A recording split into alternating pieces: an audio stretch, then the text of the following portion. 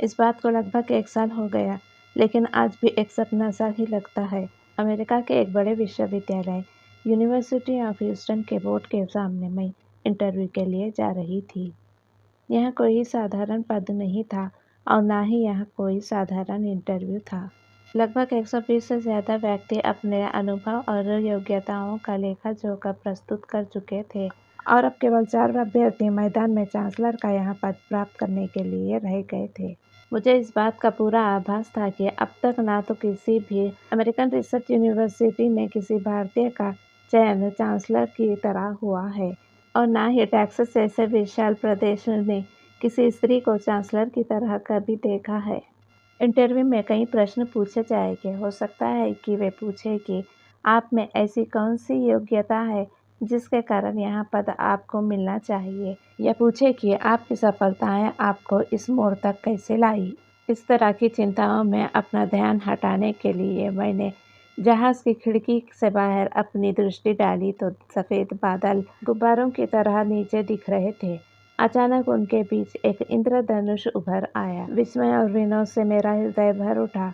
अपनी आंखें ऊपर उठाकर तो आकाश में बहुत इंद्रधनुष देखे थे, लेकिन आंखें झुकाकर नीचे इंद्रधनुष देखने का पहला अवसर था। मैंने अपने पर्स में कैमरे को टटोला और जब आंख उठाई तो एक नहीं 2 इंद्रधनुष अपने पूरे रंगों में विराजमान थे और मेरे प्लेन के साथ दौड़ते से लग रहे थे। आकाश की ऊंचाइयों तक उड़ना कैसे हुआ? कैसे जीवन की यात्रा मुझे इस दौर तक ले आई जहां मैं चांसलर बनने का सपना भी देख सकी? किस-किस के कंधों ने मुझे सहारा देकर ऊपर उठाया है? इन्हीं ख्यालों में मेरा दिल और दिमाग मुझे अपने बचपन की पगडंडी पर ले आया। यह पगडंडी उत्तर प्रदेश के एक शहर फर्रुखाबाद में शुरू हुआ, जहां मैंने अपने बचपन के 18 साल रस्सी कूदते, झूला झूलते, गुड़ियों की शादी करते और गिट्टी खेलते बिता दिए। अमेरिका जाने के बारे में सोचा भी नहीं था। वहाँ के आकाश में उड़ने की तो बात ही दूर थी। बचपन की आवाज़ें मेरे आसपास घूमने लगी। अच्छा बच्चों, अगर एक फल वाले के पास कुछ संतरे हैं। अब पहला ग्राहक 1 डज़न संतरे खरीदता है, दूसरा ग्राहक 2 डज़न खरीदता है, तीसरा ग्राहक सिर्फ 4 संतरे खरीदता है। इस समय फल वाले के पास जितने संतरे पहले थे उसके ठीक आधे बचे हैं। ज़रा बताओ तो फल वाले के पास बेचने से पहले कितने संतरे थे? यह मम्मी की आवाज़ थी। मम्मी, हमारे टीचर ने जो होमवर्क दिया था उसे हम कर चुके हैं, अब और नहीं सोचा जाता। यह मेरी आवाज़ थी। अरे, इसमें सोचने की क्या ज़रूरत है? यह सवाल तो तुम बिना सोचे ही बता सकती हो। ज़रा कोशिश तो करो। सितारे वाले नीले आसमान के नीचे खुले आंगन में चारपाई पर लेटे सोने से पहले यह लगभग रोज़ का किस्सा था। ज़रा यहाँ बताओ बच्चों, अमेरिका के राष्ट्रपति का क्या नाम है? कुछ भी हो, हमें क्या करना है? यहाँ तो सामान्य ज्ञान की बात है और सामान्य ज्ञान से तो सबको काम है। फिर किसी दिन होम साइंस की बात हो जाती तो कभी राजनीति तो कभी धार्मिक ग्रंथों की। अच्छा, ज़रा बताओ बच्चों, अंग्रेजी में अनार को क्या कहते हैं?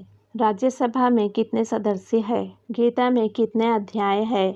अगले साल फरवरी में 28 दिन हो गए या 29? हम कार में हो या आंगन में, गर्मी की दोपहर से बचकर लेटे हो या सर्दी की रात में रज़ाई में डुबक कर पड़े हो, मम्मी के प्रश्न हमारे इर्द गिर्द घूमते ही रहते थे। न हमारी मम्मी टीचर है, न कॉलेज की डिग्री होल्डर, लेकिन ज्ञान की प्यास और जिज्ञासा का उतावलापन उनके पास भरपूर है और खुले हाथों से उन्होंने मुझे भी यही दिया है। एक दिन की बात है, हम सब कमरे में बैठे अपना अपना होमवर्क कर रहे थे। मम्मी हमारे पास बैठी हमेशा की तरह स्वेटर बुन रही थी। दरवाजे की आहट हुई और इससे पहले कि हम में से कोई उठ पाए, पापा की गुस्से वाली आवाज़ खुले हुए दरवाजे से कमरे तक आ पहुंची। कोई है कि नहीं घर में? बाहर का दरवाज़ा खुला छोड़ रखा है। तुमसे कहा था ना राधिया कि दरवाज़ा बंद करके आना? फिर सुना नहीं, मम्मी ने धीरे से कहा, लेकिन पापा ने आते आते सुन लिया। आप सब इधर आइए और यहाँ बैठिए। दीपक और रोहन, तुम दोनों भी। पापा गुस्से में हैं, यहाँ आप शब्द के इस्तेमाल से ही पता चल रहा था। सब शांत होकर बैठ गए, नौकर और दादी भी। आराध्या, तुम्हारी परीक्षा कब से है? परसों से। तुम्हारी पढ़ाई सबसे ज़रूरी है। घर का काम करने के लिए 4 नौकर लगा रखे हैं। उन्होंने मम्मी की तरफ देखा और बोले, सुनो जी, दूध उफनाता है तो उफनाने दीजिए, घी बहता है तो बहने दीजिए, लेकिन आराध्या की पढ़ाई में कोई डिस्टर्ब नहीं होने देना चाहिए। और पापा जैसे दनदनाते आए वे वैसे ही दनदनाते कमरे से निकल गए। मैं घर की लड़की थी, इसमें कोई शक नहीं था कि, लेकिन लाड़ में ना बिगड़ने देना का जिम्मा भी मम्मी का ही था। उनका कहना यही था कि पढ़ाई में प्रथम और जीवन के बाकी क्षेत्रों में आखिरी रहे तो कौन सा तीर मार लिया। इसलिए मुझे हर तरह के कोर्स करने भेजा गया। कथक, ढोलक, हारमोनियम, सिलाई, कढ़ाई, पेंटिंग और कुकिंग। आज अपने जीवन में संतुलन रख पाने का श्रेय मैं अपने मम्मी को ही देती हूँ। अमेरिका में रिसर्च और जिज्ञासा की बहुत प्रधानता है। कोई भी नया विचार हो, नया क्षेत्र हो या नई खोज हो, मेरी जिज्ञासा उतावली हो जाती है। इसका सूत्र भी मम्मी तक ही पहुंचता है। कोई भी नया प्रोजेक्ट हो या किसी भी प्रकार का नया क्राफ्ट किताब में निकला हो, मेरे मुंह से निकलने की देर होती थी कि नौकर को भेज कर मम्मी सारा सामान मंगवा देती थी, खुद भी लग जाती थी और अपने साथ सारे घर को लगा देती थी, मानो यहाँ प्रोजेक्ट की सफलता ही सबसे महत्वपूर्ण कार्य हो। मैं छठी कक्षा में थी और होम साइंस की परीक्षा पास करने के लिए एक डिश बनाना ज़रूरी था। मुझे बनाने को मिला सूजी का हलवा, और वहाँ भी बनाना स्कूल में ही था। समस्या यहाँ थी कि मुझे तो स्टोव जलाना तक नहीं आता था। सूजी भूनना तो दूर की बात थी। दिन लगातार प्रैक्टिस चली। सबको रोज़ हलवा ही नाश्ते में मिला। परीक्षा के दिन मम्मी ने नाप तोल कर सामान पूड़ियों में बांध कर दिया। अब सुनिए, यहाँ है पीला रंग, सिर्फ 2 बूंद डालना पानी के साथ, और यहाँ है चांदी का बर्फ, ऊपर से लगा कर देना टीचर को, फिर देखना तुम्हारा हलवा सबसे अच्छा लगेगा। ज़रूरी है क्या रंग डालना? सिर्फ पास ही तो होना है। ज़रूरी है वहाँ हर चीज़ जिससे तुम्हारी डिश साधारण से अच्छी लगे, बल्कि अच्छी से अच्छी लगे। साधारण होने में क्या खराबी है? जो काम हाथ में लो उसमें अपना तन मन लगा देना चाहिए, और जिस काम में इंसान का तन मन लग जाए वह साधारण हो ही नहीं सकता। आज लोग मुझसे पूछते हैं कि आपकी सफलता के पीछे क्या रहस्य है। मेरे माँ की अपेक्षाएं ही रहस्य है। जिसे बचपन से ही तन मन लगाने की अपेक्षा की गई हो, वह किसी काम चलाऊ नतीजे से संतुष्ट कैसे हो सकता है। उस जमाने में एक लड़के और एक लड़की के पालन पोषण में बहुत अंतर होता था, लेकिन मेरी यादों में तो मम्मी का मेरे कोट की जेबों में मेवे भर देना और परीक्षा के लिए जाने से पहले मुंह में दही पेड़ा भरना ही अंकित है। मेरी सफलताओं पर मेरी मम्मी का गर्व भी प्रेरणादायी था। परीक्षा से लौट कर आते समय यह बात निश्चित थी कि मम्मी दरवाजे की दरार में से झांकती हुई चौखट पर खड़ी मिलेगी। जिसने बचपन से अपने कदमों के निशान पर किसी की आंखें बिछी देखी हो, उसे आज जीवन में कठिन से कठिन मार्ग भी इंद्रधनुष से सजे दिखते हो तो इसमें आश्चर्य कैसा।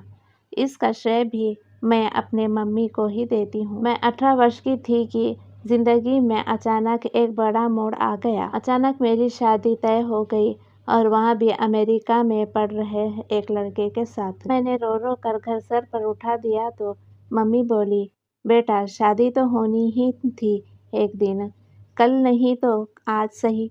तुम्हारे पापा जी जो कर रहे हैं सोच समझ कर ही कर रहे हैं। सबको अपनी सोच की लगी है, मेरी सोच समझ को क्यों नहीं देखता। मुझे पढ़ना है, बहुत पढ़ना है। अब कहाँ गया उफनाता हुआ दूध और बहता हुआ घी का टिन। तुम्हें पढ़ना है और वे लोग तुम्हें ज़रूर पढ़ाएंगे। आज तक पढ़ाया है किसी ने शादी के बाद जो वे पढ़ाएंगे? कौन जिम्मेदारी लेगा मेरी पढ़ाई की? मैं लेती हूँ जिम्मेदारी। मेरा मन है, एक माँ का मन है, और यह मन कहता है कि वे तुम्हें पढ़ाएंगे और बहुत अच्छे से रखेंगे। मुझे पता था कि यह सब बहलाने की बातें थी। मेरा रोना तभी रुका जब मेरा एडमिशन अमेरिका के एक विश्वविद्यालय में हो गया। मम्मी के पत्र बराबर आते रहे और हर पत्र में एक पंक्ति अवश्य होती, यह आर्यन जी की वजह से आज तुम इतना पढ़ पा रही हो, ऊंचा उठ पा रही हो।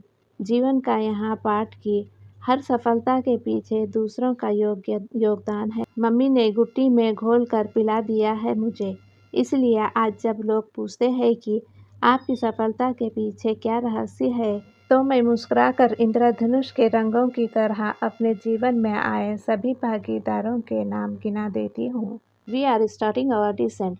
जब एयर होस्टेस की आवाज़ प्लेन में गूंजी तो मैं अतीत से वर्तमान में लौट आई। खिड़की से बाहर झांका तो इंद्रधनुष पीछे छूट चुके थे और नीचे दिख रहा था अमेरिका का चौथा सबसे बड़ा महानगर ह्यूस्टन। मेरा मन सुबह की ओर से समान हल्का था। मेरा मस्तिष्क सभी चिंताओं से मुक्त था। ठीक 8 घंटे के बाद चांसलर और प्रेसिडेंट का दोहरा पद मुझे सौंप दिया गया था। मैंने सबसे पहले फ़ोन मम्मी को लगाया और अपने उतावलेपन में सुबह 5 बजे ही उन्हें उठा दिया। मम्मी, एक बहुत अच्छी खबर है। मैं यूनिवर्सिटी ऑफ ह्यूस्टन की प्रेसिडेंट बन गई हूँ। फ़ोन ज़रा आर्यन जी को देना। मम्मी, आपने सुना नहीं क्या? मैं क्या कह रही हूँ? सब सुना। ज़रा आर्यन जी से तो बात कर लूँ। मैंने एकदम अनमने मन से फ़ोन अपने पति के हाथ में थमा दिया। बहुत बहुत बधाई आर्यन जी। आराध्या प्रेसिडेंट बन गई। मैं तो यहाँ सारा श्रेय आप ही को देती हूँ। हमेशा दूसरों को प्रोत्साहन देना और श्रेय भी खुले दिल से दूसरे में बांट देना, यही है मेरी माँ की पहचान। आज उनकी ना सुनकर अपनी हर सफलता और ऊंचाई में अपनी मम्मी के नाम करती हूँ।